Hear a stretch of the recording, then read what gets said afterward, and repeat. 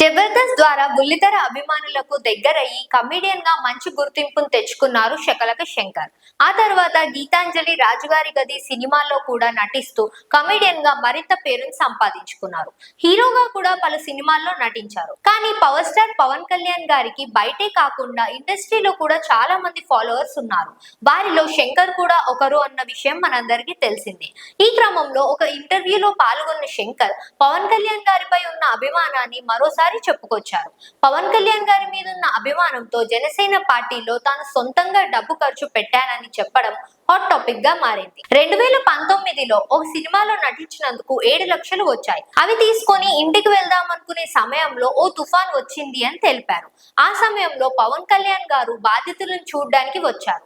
ఆయన వెళ్లిపోయిన తర్వాత వారం రోజులకి తాను కూడా అక్కడ వాళ్ళని గుర్తు చేసుకున్నాను అని చెప్పారు.